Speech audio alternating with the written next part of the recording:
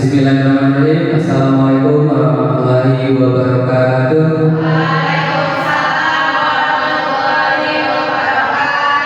Selamat pagi Bapak Ibu, salam sejahtera bagi kita semua.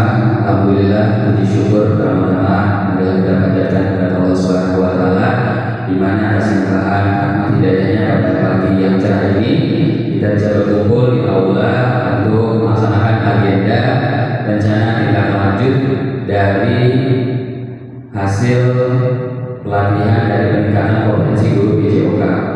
Sebelumnya saya ucapkan terima kasih kepada Bapak Ibu guru yang sudah hadir berkenan untuk mengikuti pemaparan pada hari ini.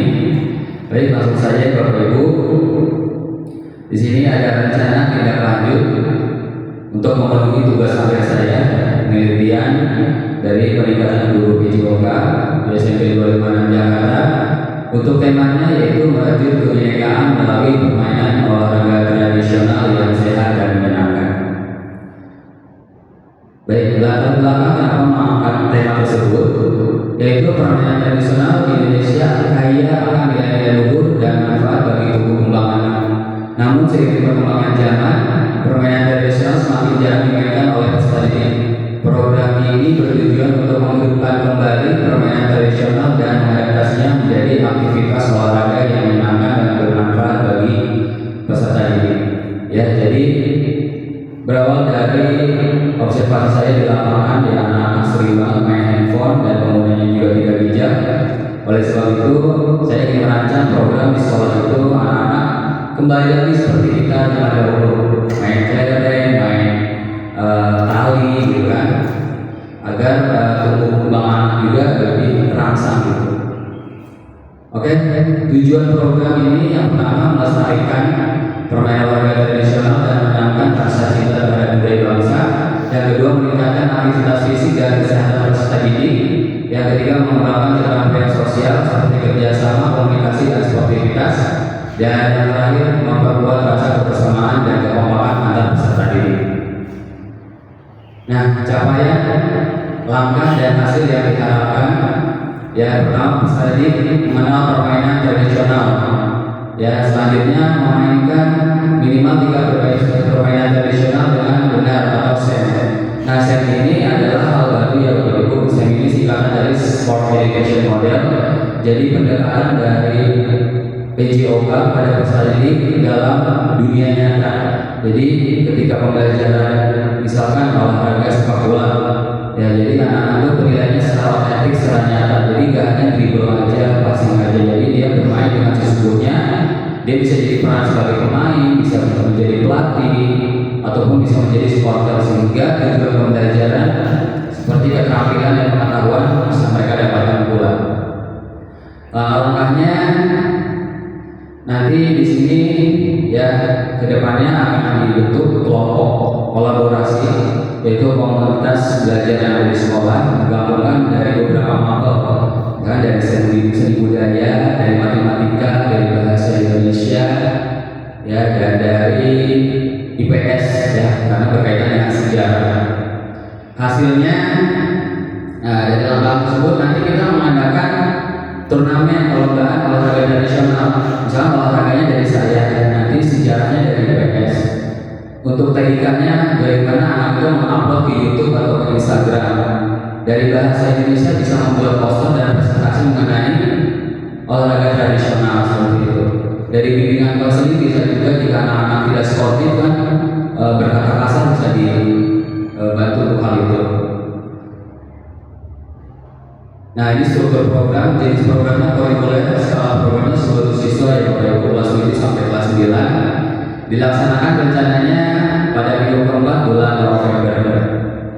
Nah, ini kita dalam komunitas belajar ada kepala sekolah, guru PJOK, wali kelas, dan komite. Tentu saja kita berkolaborasi juga dengan orang tua. Nah, ini adalah aset destinking, yaitu aset yang kita miliki di sekolah ya. Ada manusia, kepala sekolah, guru dan siswa, fisik. Kita punya halaman sekolah yang luas. Alat permainan tradisional kita juga ada balok, karet, bakpia, dan kalau yang lain seperti egram atau bebal sodor, itu bisa disiasati di lapangan membuat garis-garisnya.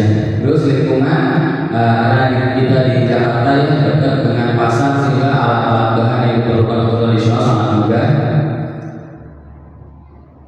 Selanjutnya sosial. Ya, di sini berkaitan dengan peraturan di sekolah yang berdampak pada seluruh siswa. Jadi memang aturan kalau istirahat kan biasanya anak harus bersosialisasi makan bersama gitu ya. Mungkin ditambahkan dengan olahraga permainan tradisional misalnya main kelereng, zaman dahulu main karet itu bisa diterapkan juga. Finansial mungkin kalau ada kegiatan yang membutuhkan biaya ini akan dirancang di dana bos. Aspek selanjutnya itu politik, ya kebijakan kepala sekolah dan komite sekolah. Jadi hal ini bisa berjalan jika ada kebijaksanaan atau kebijakan atau izin dari orang tua siswa juga. Dan yang lain adalah agama dan budaya. Ini berkaitan dengan jenis permainan tradisional daerah. Rencana evaluasinya nantinya ada observasi, rubrik penilaian, dan refleksi.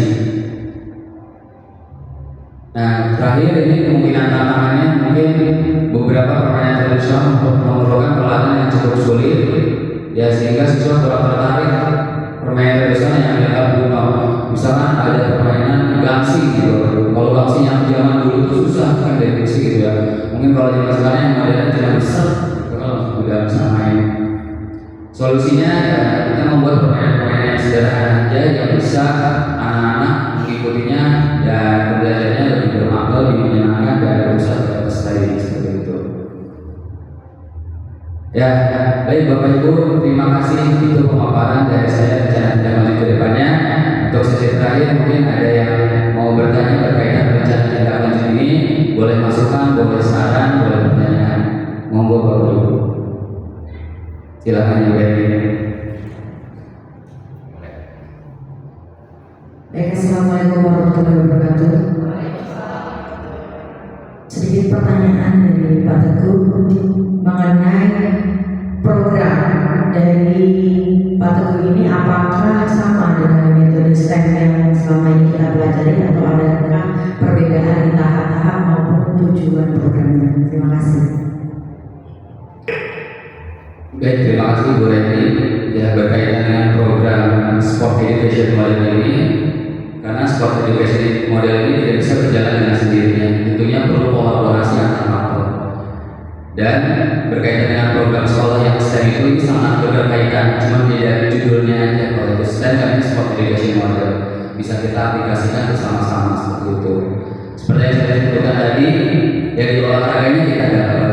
Terus misalkan ketika sebelum permainan yang sudah kan ada DJ tadi itu ya. Nah, DJ tadi itu kan bisa berkolaborasi dengan guru IPA. Materi apa? Kalau DJ tadi daerah-daerah gitu ya, untuk mengetahui.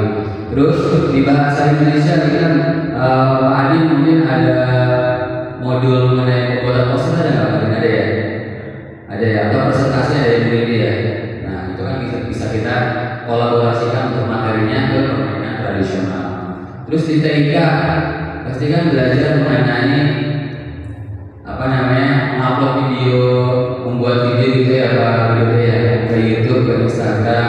Terus di matematikanya ya Bu Lucy, karena kan ada penilaian gitu ya, rubrik penilaian, ada tabel-tabelnya, ada penjumlahan dan sebagainya. Itu kan ada rumus-rumusnya di matematika, membuat scoring-scoring seperti itu. Nah itu kita berkolaborasi untuk mensukseskan kegiatan program ini. Jadinya setiap mapel itu ada keterlibatan untuk menyukseskannya.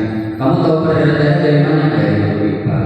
Seperti itu. Kamu tahu presentasi ini sejarah ini dari mana? Dari bahasa Indonesia. Untuk pengalaman motoriknya pastinya dari BTOK. Begitu Bu Edi. Mungkin ada yang lain Pak Ibu? Tidak paham yang perlu ya metode ini, nanti kita lebih lanjut kita ngobrol bersama kepala sekolah juga bisa menjadi untuk tidak lari dari program ini.